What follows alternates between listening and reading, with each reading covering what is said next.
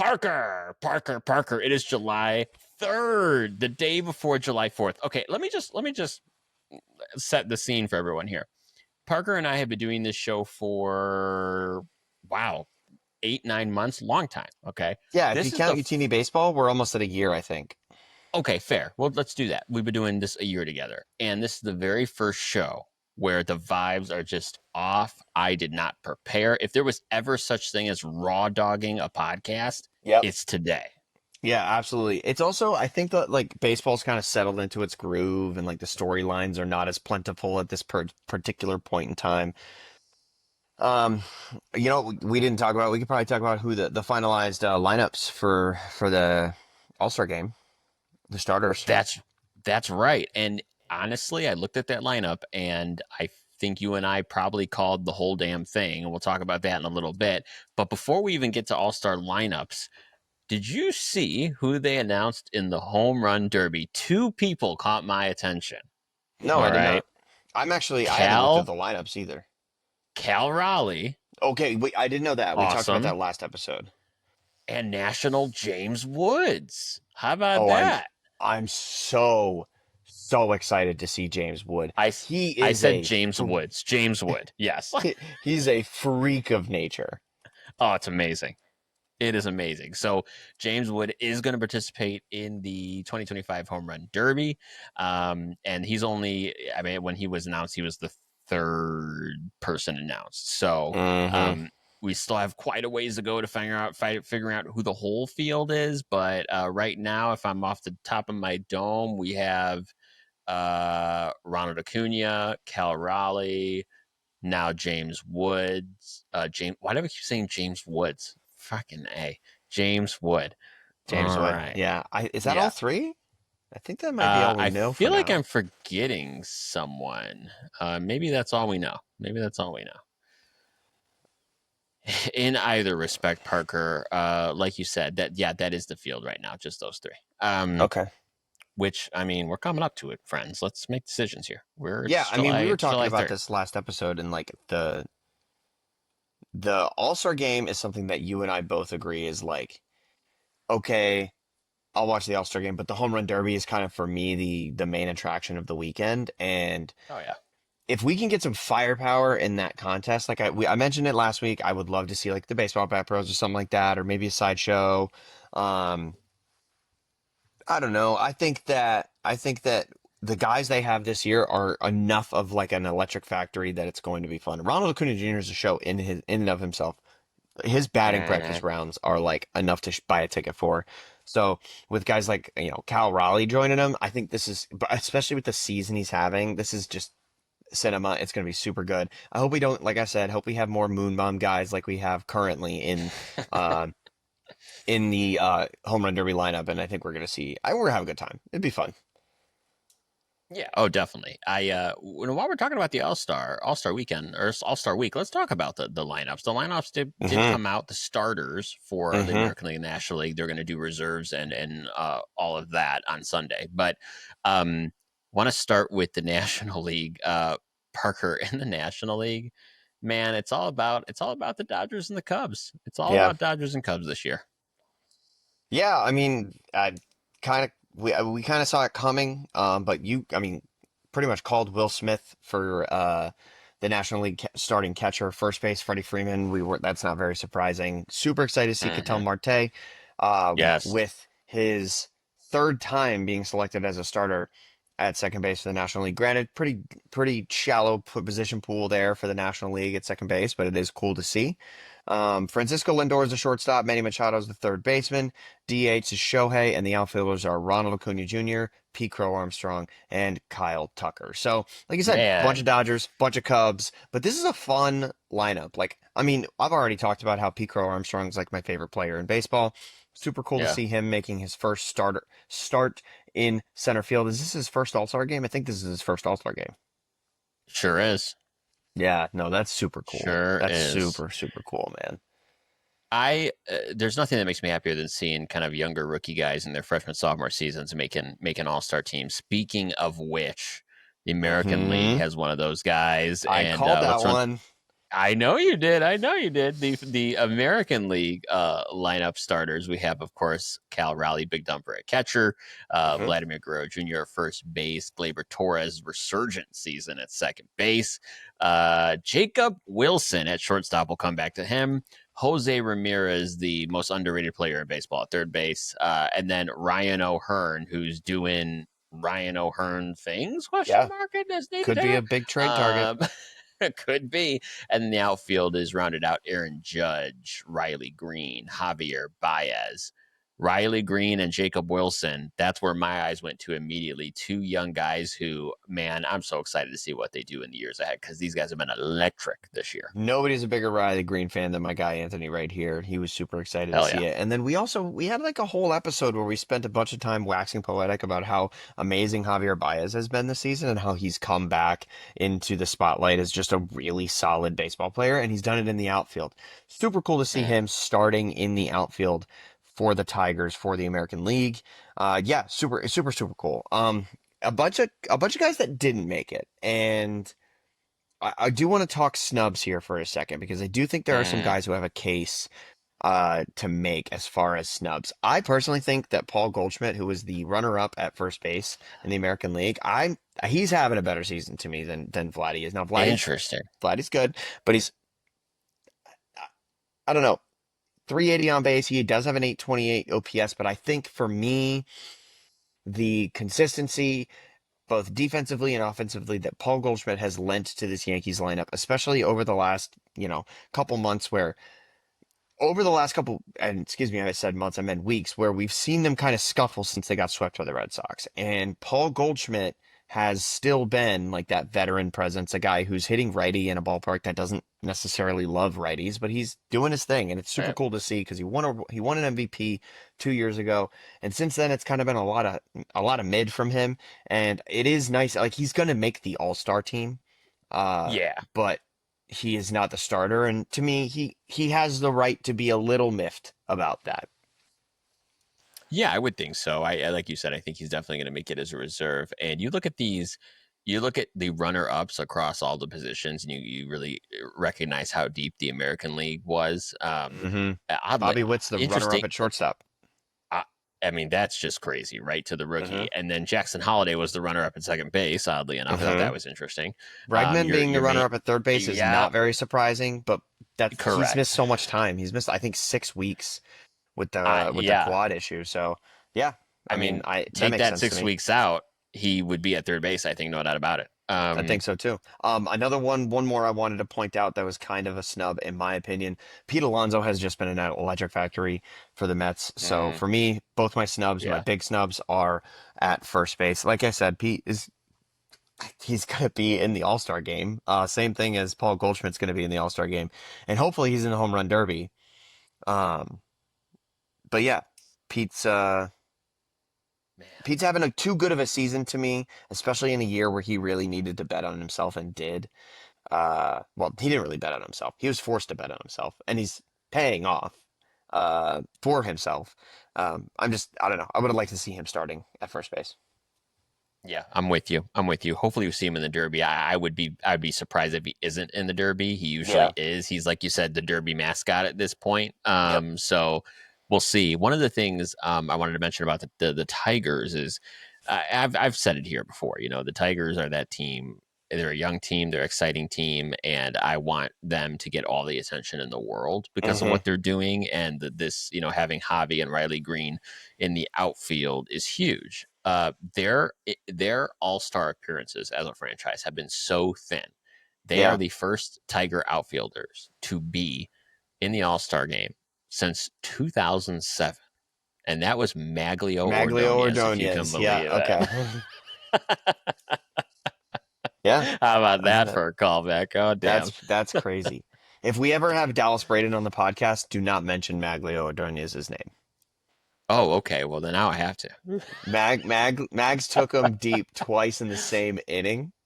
And then Oh, just the other day, Dallas was telling a story about how he went to the bar afterwards. He got demoted, by the way. This was on Dallas's birthday. He gets demoted after giving up 2 home runs to Mags in the same inning, goes to the bar to drink away his sorrows, and who walks in the door? Magno Oh, Ordonez. wow. Gut punch. Oh Gut yeah. punch. And of course the bartender's like, Mags, what's up, man? That is awesome. If he's ever joins us, we have to ask him about it. I gotta know. Yeah, Oh, that's awesome. absolutely. It's awesome. Oh, I think it's notable to mention too, Shohei Ohtani doing the damn thing, fifth All-Star starter selection. I Here he mean, we've is. said it before. We'll say it again. We're looking at probably what will go down at the end of his career as one of, if not the best baseball player in this sports history, which is crazy to think Absolutely. about. I love to see it. Speaking of Shohei and the Dodgers, really big milestone for Yes, that's why I'm Clayton wearing the hat. Kershaw. Heck yeah, one of the greats, Clayton Kershaw, recorded his 3,000th K against, of course, the White Sox. Against your White Sox. Yep. Yes. You know what? I'm glad that my team could play a part in history, some way, shape, or form. 2 years in a row, we've been a part of history. It's good stuff. There you go. Um, but Clayton Kershaw, man, just one of these guys that I don't. We've mentioned it before on the show when we talked about kind of the big three of Verlander, Scherzer, and Kershaw. But I don't know that people really understand, and it is often forgotten how Hmm. dominant, uncharacteristically dominant and consistent Clayton Kershaw has been when you compare him to every pitcher to ever pitch in this game. It's Oh shocking. yeah. No, for sure. I mean, this year it's nothing spectacular. In 9 starts, he's got a 3.43 ERA, which, to be fair, at his age, which is, Yeah, hold on, come on, baseball 37. reference, 37 years. Yep, I said it first. I don't know what you're talking about. He's 37 years old. He's got a 3.43 ERA in 9 starts. He kind of did get punched around a little bit by those White Sox in that game. It He was did. 6 innings pitched for 4 earned runs. He gave up a bomb, I think, in the first inning, second inning, 3-run homer. Was able to settle in a little bit through 100 pitches and got that. He got exactly the amount of strikeouts he needs for 3,000. So props to him. He's just been absolutely incredible. Something we rarely talk about as a baseball community. We probably should give more credit is the fact that he carried a sub 2 ERA for basically the span of a decade between 2009 and 2019. His career ERA is a 2.52, and if you were to ask me, in fact, I'm going to put you on the spot and ask you, while Mm, he's not the pitcher I would pick to win one game in recent baseball history, I'll say like the wild card era, I yeah. think he might be the pitcher I pick to win a Cy Young on any given season of a body of work. Yeah, and I think it goes back to what I said. I would agree with you. I think that is measured in the consistency. If you look at every one of his seasons, I mean, if you pick out a month he didn't pitch well, you'd be hard pressed to really find one that he really struggled. Like Yep. every pitcher, he has his Except ebbs and his October. flows, but he just except. I mean, you're not wrong, but like he's like the Aaron Judge of pitching. He just is. Yeah. Like he's so Now, dominant during the regular season. I would not pick him in a one game playoff. 100%. I wouldn't, but let's talk about something real quick that I think explains the entire playoff dilemma all in once. When you look at Clayton Kershaw, his first season, he made 21 starts for 107 innings pitched. And starting Mm, the next season, I'm about to list his innings pitched in the regular season.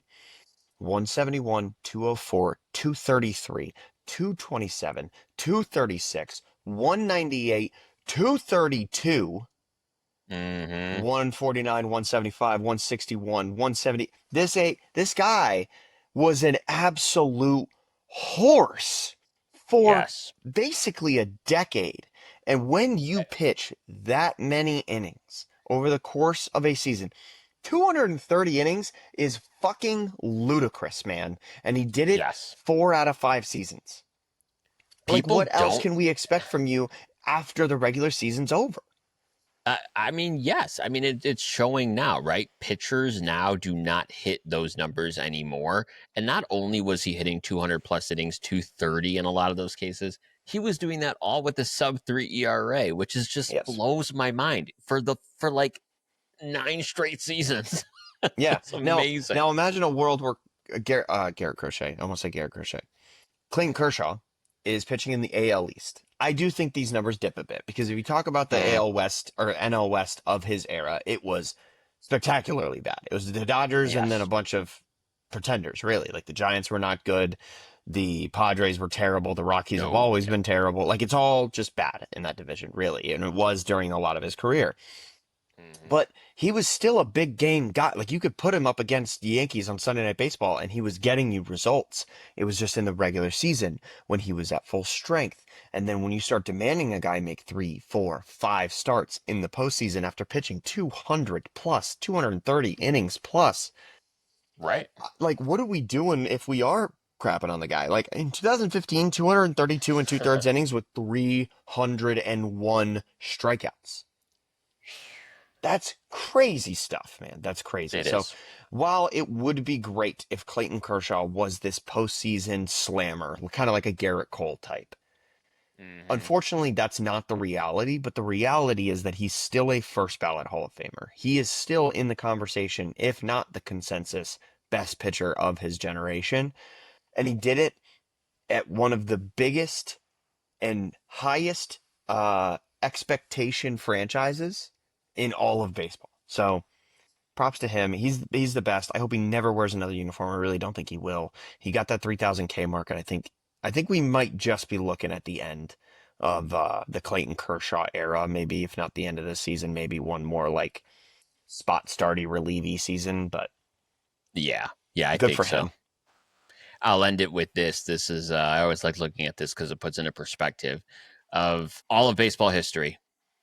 3,500 qualified starting pitchers. Um, where does Clayton Kershaw rank in strikeouts all time? 6 or 7.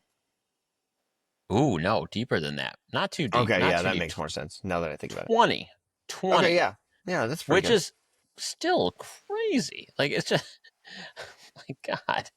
Who is your big game pitcher of the last generation? Define generation. Are you doing? Are you including the Since Clemens Kershaw era or debuted. post Clemens? Since Kershaw debuted. So All since right, so 2008. let's 2008. I I'm gonna have to go prime Justin Verlander. Really? I think so. I Okay. think because Justin Verlander was one of those guys where he was nearly lights out in the playoffs for many Yes. years. Like Yeah. he is the antithesis of Clayton Kershaw. Yeah, no, for sure. He is. I mean, he's very good in the regular season.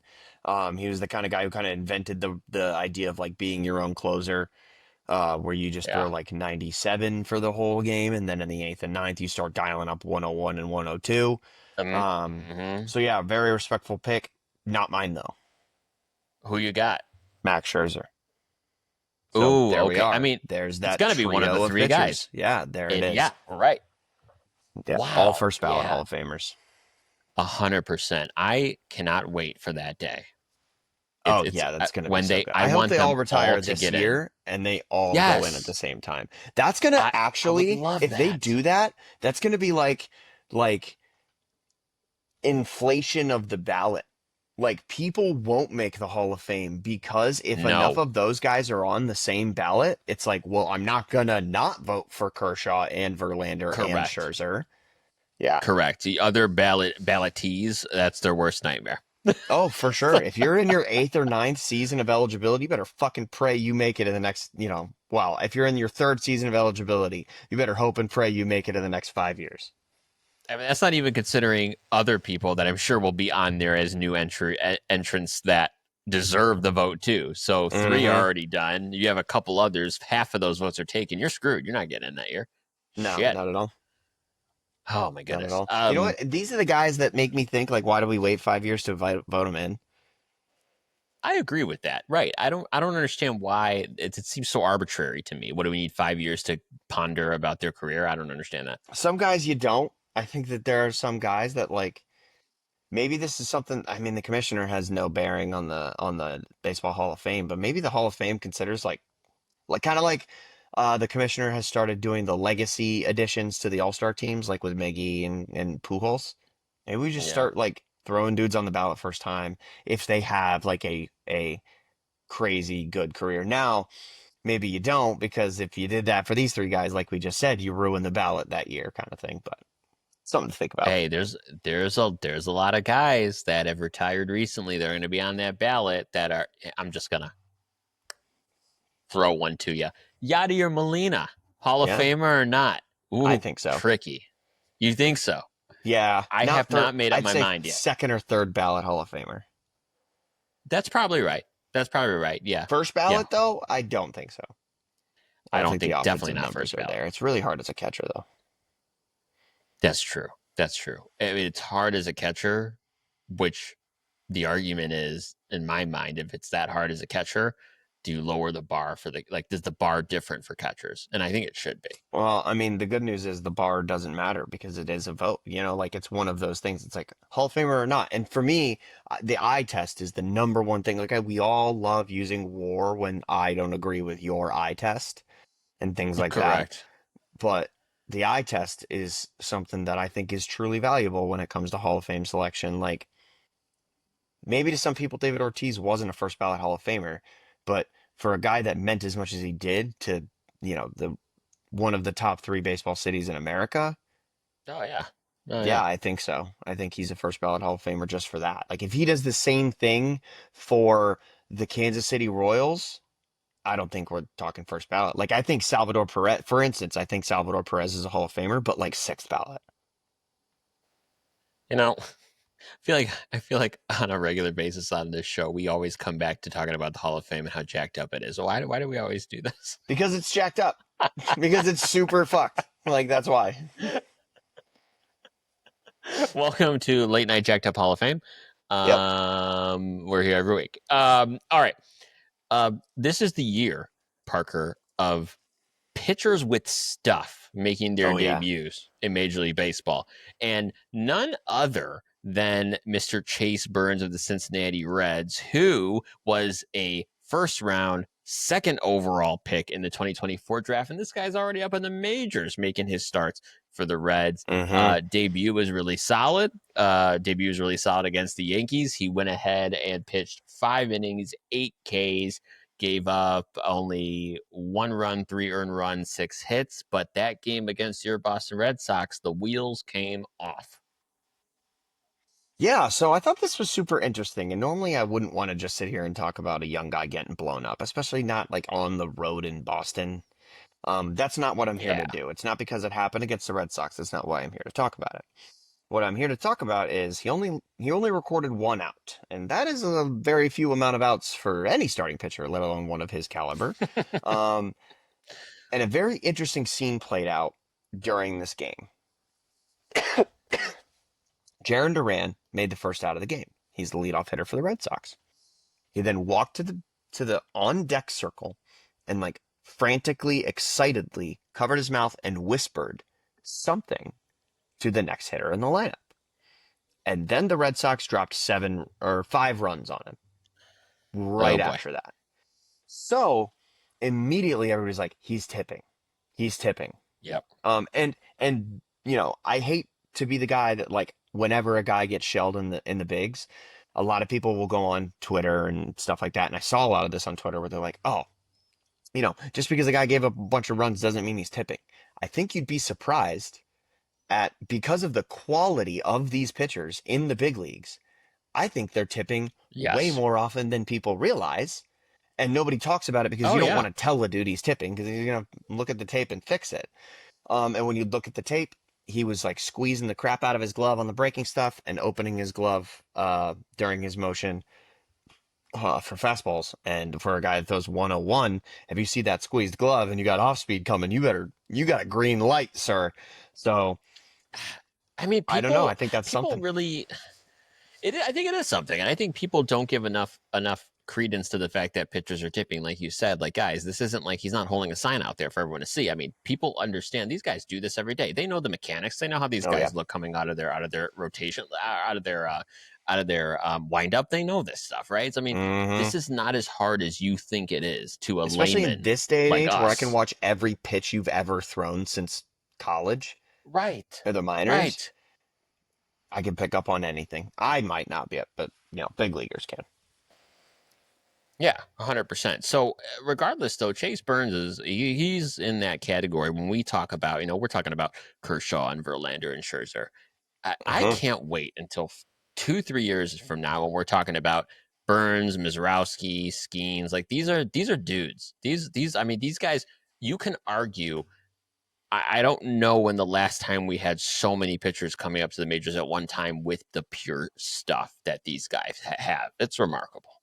I think it's fitting we talked about Clayton Kershaw, Max Scherzer, and Justin Verlander because we didn't quite Yeah. know back then how good these guys were going to be, but we kind of think we do now with, Burns, Skeens, and Mizorowski. And right now, to me, that's the big three of young starting pitching in the big leagues that we haven't really seen a ton of. Ironically, I think Paul Skeens, we've seen like almost as much of him at this point as we'd seen of like Garrett Crochet going into his season last year with the White Sox prior to being traded. And so, Hmm. like, I think Crochet, while being older, kind of belongs in like that young pitcher category because we're finally just seeing Oh his yeah. final form. Um, and that's just me being a homer. But I mean, I'm so excited to see what happens because not only do we have Chase Burns, Jacob Mizorowski, and Paul Skeens, but also guys like look at that Marlin system. They've got Edward Cabrera and Yuri Yeah. Perez coming up, and all of these guys profile to be very effective at the big league level. So super exciting, especially like Chase Burns is going to figure it out. He's going to stop tipping and he's going to start blowing people away with 102 every other pitch again. Um, so yeah, super exciting, super cool. I was really happy I got to see him pitch as short as the outing was. It was cool to see not only him pitch in Fenway Park against the Red Sox, but also see my Red Sox win that game. So it was fun. Yeah. Yeah, for sure. It'll be interesting to see how that develops over the next couple of years because I think there's always this um, game of tug of war, particularly Hmm. when you consider all the experiments with the ball and we talk about how Hmm. that affect yada yada all that. But there's always been this awkward balance between offense and superb pitching in this league, and it's only gotten worse where we're trying to balance that out. Hmm. It gets harder to balance when you have kind of this renaissance of pitching that we're in the middle of right now. I'm Yeah. interested to see how that plays out. Especially renaissance of pitching in a world where we have so much data that we can use to develop pitching. Like genuinely guys who would never Yeah. have had a career before are getting long, extended big league careers because of their ability to develop one pitch that really sets them up. For me, I think of a guy like Greg Weissert, who kind of like tinkered with his slider and is now, to this point in the season, one of the better relievers in Major League Baseball. And that's just an advantage that every pitcher has. All of this data and Mm. all of this ability to adjust to the environment we're in. And hopefully Chase Burns figures it out. I really think he will. 6'3", throws 102 miles an hour. I think we're gonna see a lot of him. Fun fact about him: born in Napoli, Italy. So Team Italy, WBC. I like that. I Yeah, like that. That is, yeah. I'm gonna cross my fingers. Hope that's the case. That'd be fun. that'd be cool. That would be cool. Parker, we're getting to it's July 4th. We're getting to the All Star break. It's going to be a crazy month. We're in the next couple weeks. I'm sure we're going to talk about who's going to be potentially on the move, on the trade block, all of that. Hmm. But before we even get there, the landscape is starting to shift a little bit. In May, we talk about we know who these teams are, but we have some teams making some creepy moves, creeping on Hmm. on some first place teams here. And I want to talk about the American League East first because we thought the Yankees had this in the bag, and the Blue Jays are putting up a fight. Absolutely. I mean, if we look at the standings, and I think we're planning on talking about the standings kind of as a whole, I really wanted to hone in on these AL East standings. And I know I'm the AL East guy, and I know that everybody's always going to say, oh, we talk about the AL East too much on this podcast. I don't really care. The Yankees had a formidable lead in this division. The Yankees were kind of running away with it. I want to say it peaked at like 6 or 7 games. And here we are. It is Yeah, yeah. July 3rd. And the Toronto Blue Jays are tied with the Yankees for first place.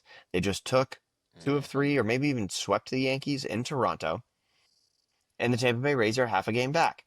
I'm not quite ready to throw in the well, I'm ready to throw in the towel on the Red Sox season, but they are not, so I'm not ready to count them out of the hunt as far as the division goes.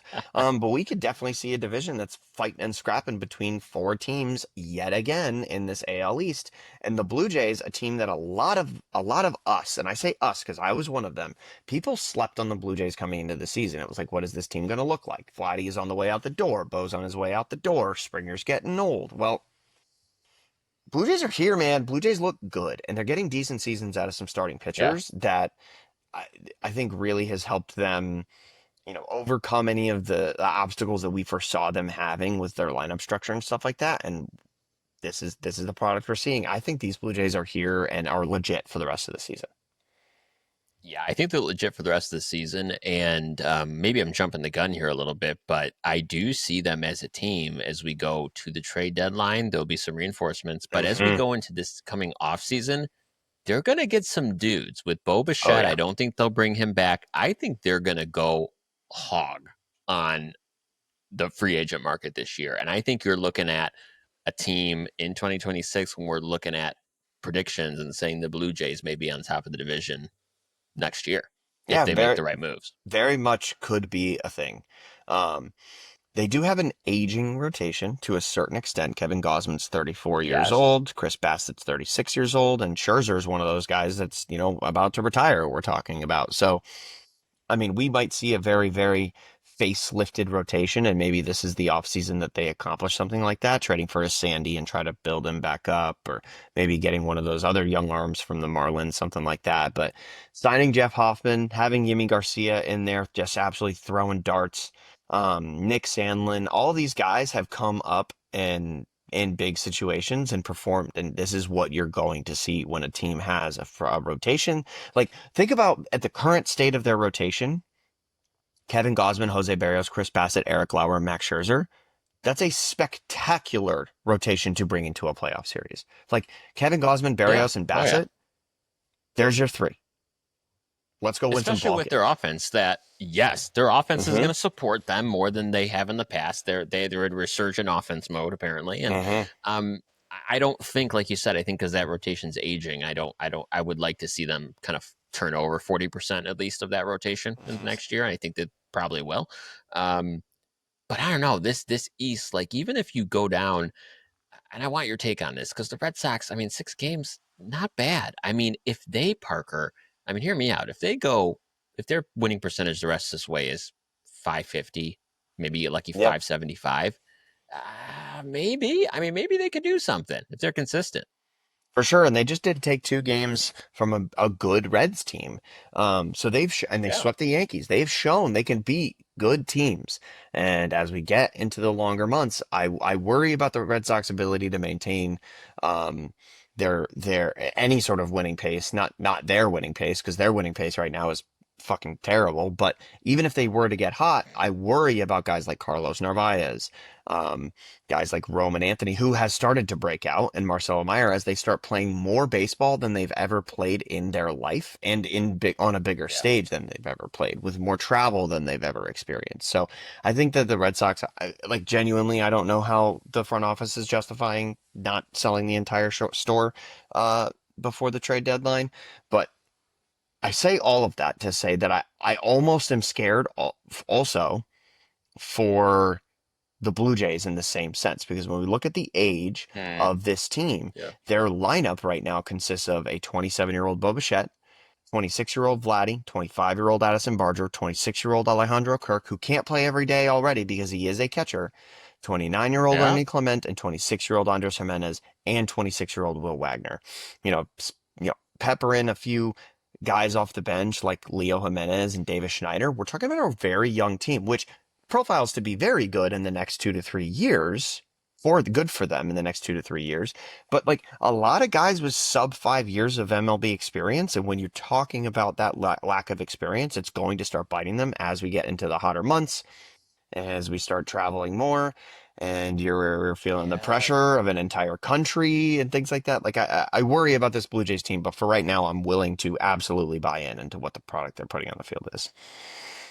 The best way to explain it, and I was thinking about this the other day, the best way to kind of explain the approach, or what should be the approach for the Blue Jays is they need to get guys that pushes them over the edge. You're right. Hmm. Younger team, a lot of good pieces, but like I'm looking at a guy like go nuts for Kyle Tucker. You put Hmm. him in your outfield, oof. On that team, whew, Yeah. man. Yeah. So I hope it's interesting because we think Toronto signed someone good, but like they really haven't shown the ability to do that in the last few off seasons. And the guy they did manage to sign, Anthony Santander, like hindsight's 2020, but it was kind of like I hope this works out kind of signing when it did happen, and now it's not worked out because he's on the IL and he's not really performing when he's not on the IL. So this is super hard. But if you are able to bring in a guy like Kyle Tucker and swing the financial weight that they have tried to swing so often in recent years, I think Kyle Tucker changes the face of this franchise. I think that Kyle Tucker is a massive addition. You reunite him with a buddy in George Springer and just kind of see what happens. And I think what's going to happen is much more success in Toronto. Thereby, again, I think at that point, if you have the Yankees, the Red Sox, presumably developing under with all this young talent, the Blue Jays, and maybe the Orioles figuring out how to play the game of baseball, and the Rays are always fine, like we genuinely could finally get the thing that we all talk about could happen every year in the AL East and get 5 teams genuinely gunning for first place and for playoff spots. Wow. Yeah, well, I mean, we'll see what they do. They are always swinging for those high price guys, can never land them. I will always, always remember Plane Gate. It was the best 36 Plane hours of my Gate life. was hilarious, and we'll always have that. All right, Parker, let's jump around here and see what else is going on around the league. Tigers are running away with it. They're going to win this whole thing in the Central. They're 12 and a half games ahead, which is just crazy. Yeah, The American League West, Parker, what uh, can the Astros just stop? Can they just fucking like why? What voodoo magic did they have going on down there? I don't understand. they are 52 and 35, putting them 4 games ahead of even the Come two on, teams that are tied for the AL East lead. They are 3 games my behind the God. Dodgers. They are better than the Cubs, who we've kind of already chalked up the NL Central to, no matter how sticky the Brewers have proven to be. Like, they're a game better than the Phillies. This Astros team refuses to die. And I know I've said it on previous episodes, but I just truly believe that when you have a team that understands how to play winning baseball and how to win in the margins with a good bullpen, those teams win so many fucking baseball games. And the Yeah, Mariners were the team we were all looking at, and the Rangers really were, but they've been a huge disappointment. The Mariners were really the team we were like, okay, if they can sneak into the playoffs, this team is going to be very dangerous because of their rotation. They're 6.5 games back because these Astros just refuse to die. Don't know if they ever will. You and I are both cheering for it, but yeah, that's where we're at. I I'm just absolutely shook by all of this. I've banging this drum, banging this trash can rather for 3 years, and I sorry I was just low hanging fruit. I didn't even mean to go in that direction, but I'm happy it did. I listen. Have been I have been just insistent that this is going to fall off a cliff, and I'm going to put that aside for a second, and I'm going to say this: if these son of a bitches stumbled onto something, they could be in the same position we just talked about the Blue Jays, where if they add over this offseason and reinforce what they have now, they may just reset this whole damn thing. I like, They very well could. Look at their lineup, man. Cam wow. Smith's 22. Yainer Diaz is. Can you believe Yainer Diaz is still only 26 years old? I feel like the guy's been playing for like 10 years. Yep. I don't. I don't think. Jeez. I don't think Jeremy Pena's coming back. This next upcoming offseason, he switched agents to uh, what's his name? The guy, fucking Boris. Boris Scott Boris. Yeah, Scott Boris. He's Yeah. switched agents to Scott Boris. He's not coming back. He's going somewhere else. But this team, I think, has just proven that it doesn't really matter who's on the roster. They're just going to do the damn thing. They're going to continuously do the damn thing. And it's working for them right now. It's certainly working for them. I mean, that's including them signing Christian Walker. I mean, they avoid successful first base signings like it's the plague. And here we go, Christian Walker not having a great season. I don't Jose understand Abreu. how Jose Abreu, God love him, but he struggled over there. God, it's just insane to me. I don't know. I don't I don't even even know know. where the When you production's have coming from. Victor, Genuinely, when you look at the top of when you look at this lineup, top to no, bottom, you're like, who's producing? I don't know. I I'm just absolutely shocked. It's got to be Victor Now Caratini we out of that DH position. That's what it's got to be. yeah 100% switch hitting catcher. We love him. All right, National League. It's Phillies and the Mets in the East. That's been Mm-hmm. that way basically the whole season. I expect that will stick. However,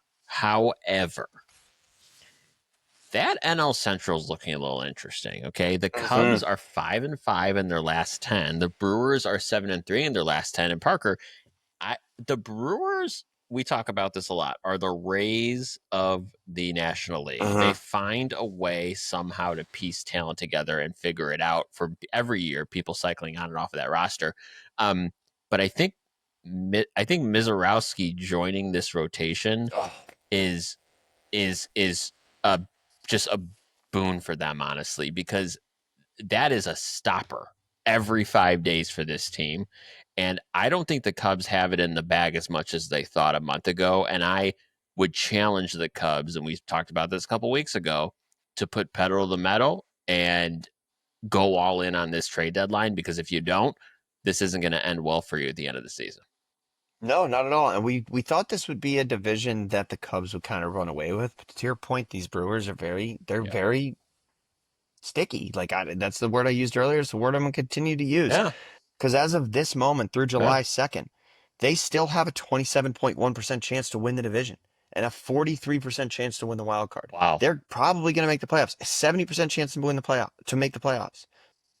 And the Cubs currently have a 6.9% chance to win the World Series. The Brewers have a 4.2% chance. And holy cow. That's The wow. Brewers are not only good, but Zips has them as a sustainable good, a good that we're going to see stick around for the rest of the season, which is crazy because this is not the Brewers team we thought we were going to get. I think I had the Reds finishing second, and while the Reds have been good and they are projected, you know, an 82 win record, which is better than we thought, and maybe let Terry Francona get his feet underneath him in a new city, see what happens.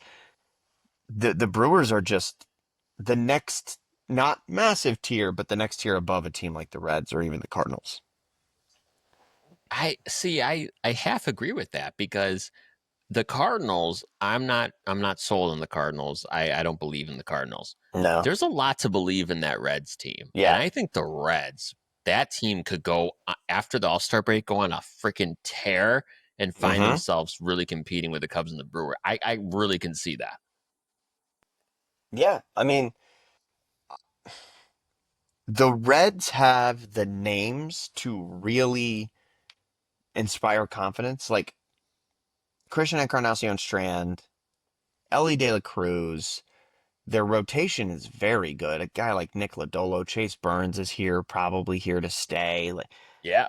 We Abbott's doing the Abbott thing. I don't know. There's more to be excited about in Cincinnati than I think a lot of us gave him credit Mhm. for at the beginning of the season. So go for it, man. You have Terry Francona, you have these young, talented players, and a fan base that has been desperate for winning for a very long time. People forget Cincinnati is in weird ways one of the biggest hearts of Major League Baseball. The first pitch of every season is thrown in Cincinnati. Imagine what the environment would be like if you can pack the Great American Ballpark for a playoff game. I would love to see that.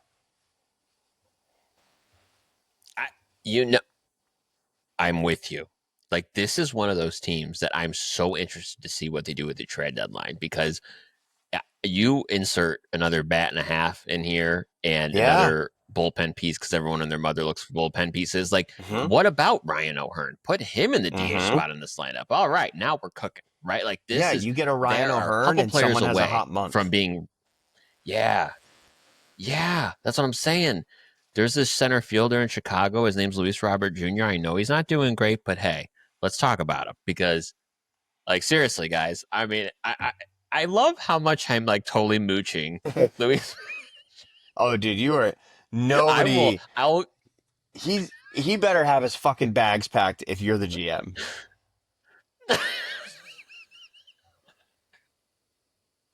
You know what's so messed up? Can we talk about that for a second? Like, this is the reality I'm living in right now. He is not playing well, and I can't remember if it was Chris Getz who said it. I don't think it was, but it was, I think, an anonymous source said something like, "Yeah, we don't expect to trade Luis Robert Jr." And I'm like, "Well, no shit, because he sucks right now." Yeah, However, I mean, he has a 20 million option for get next year. So they're going to something non-tender for his him. ass. They're going to get nothing for him. Yep. They're not even going to bag a ball. Like, you got to get something for him. And it's not going to be anything. And I've resigned to the fact that this is a previous regime that screwed this over. I'm not blaming this on Chris Hmm. Getz, but like, that sucks because objectively, the guy's extremely talented. I still think he has all the ingredients to be a five-tool player. And watch, he has the ingredients. He's going to go somewhere, and he's just going to light the world on fire. I freaking know Do it. you I know do it. you know who I've fallen in love with as a landing spot for Luis Robert? And it makes sense even in like a GMs have trade history scenario. Hmm.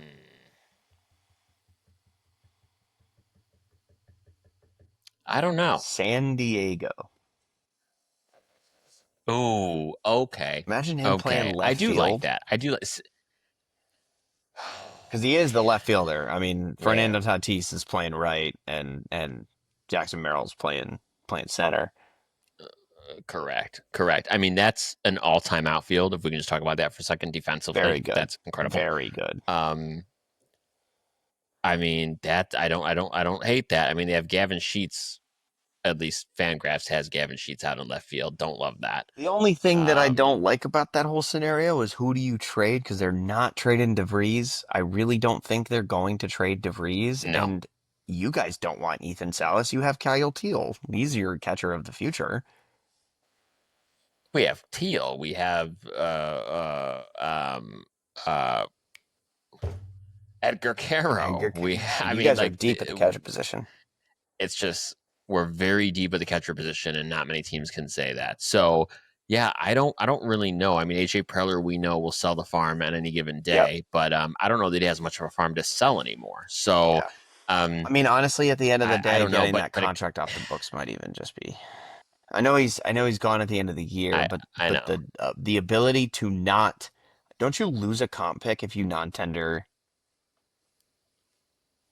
Luis Robert? No, I don't think so because in this case it's not really a non-tender as much as it's not picking up the Okay. option. So he has two team options, each for 20 million for the next couple seasons. But going back to my point though, I mean we're sitting here talking about the Padres prospects. Like Yeah. I'm eager in the next couple weeks to talk about guys going at the deadline because I think Luis Robert can go at the deadline, but they're not even getting a top 20 prospect for it. They're No. not. They're just And not. like I'd I hate to don't be think the so. guy that thinks you're gonna get this for him, but like I could see them just trading Luis Arise and you guys take it and get rid of the contract and he slaps some balls around the rate for a little That's bit interesting. and I don't think it's good for you, but I do think it kind of washes your No. hands of the situation and it's no longer something hanging over your head because I do think that these type of things hang over teams' heads and I think that having a guy like that in the clubhouse that's like, I'm I'm not going to be sticking around. I'm just waiting to get traded, trying to drive my value up so that I can go somewhere really competitive and maybe making a playoff push. So, I don't know. I am sad. I'm sure. I'm sure you are. It's not a great position to be in, man. Like that it's the kind of thing where it's like we all knew It Benintendi isn't. was leaving and he'd kind of dipped in production and just kind of sucks because that's your guy.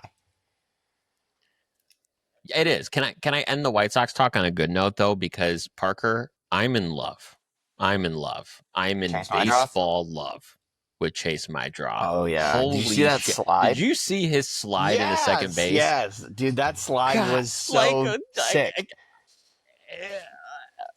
like here's why that was sick. Here's why I resonated with me so much because we're finally starting to see on this team on the field for the White Sox smart baseball plays. When you can do that, your baseball IQ is so next Oh yeah. level. I love that. I'm not gonna be the guy that's like I called it on Chase Mydroth because prospects are prospects, but I was excited about Chase Mydroth being in my system. He was also a tier of prospect that I was totally fine with trading for Garrett Crochet, which I don't know that there is a prospect I wouldn't have been traded for Garrett Crochet. Like probably just Roman and Marcelo would have been the two that would have been off the table for me. Um, but even when we were at Yeah. spring training and we were watching, I was like, "That's Chase Mydroth. Look at him; he's really good." And we sat there and watched him for like half an hour, and he didn't. He made so many Yeah. slick plays, even just doing infield drills and stuff like that. And since he's gotten up to the big leagues, he's been a big leaguer. He's been and not a first rate big leaguer, but a first Yes. rate rookie for sure. And he is the ultimate winning the eye Oh test, like yeah, you he talked just looks about like a ball earlier. player, man. He plays like a 100%. ball player. Yeah, In a man, I world, just talk about and him that all we've day. I talked don't. about this very fleetingly, but in a world where a lot of baseball players these days not tend to be, but sometimes are just like in the freak athlete category and they happen to be good at baseball because they are such freak fucking athletes. Chase Madroth is not a freak athlete.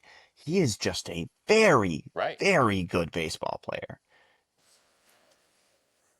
man. I love that. He's I on your love team, that. man, and you're gonna have him for the next Well, 5, 6 years Parker, minimum. I'm so pumped. I don't really buy player names on the back of jerseys. I like all my jerseys to be blank, but he may be the first one I buy There you if I'm being go. That's honest. some good stuff.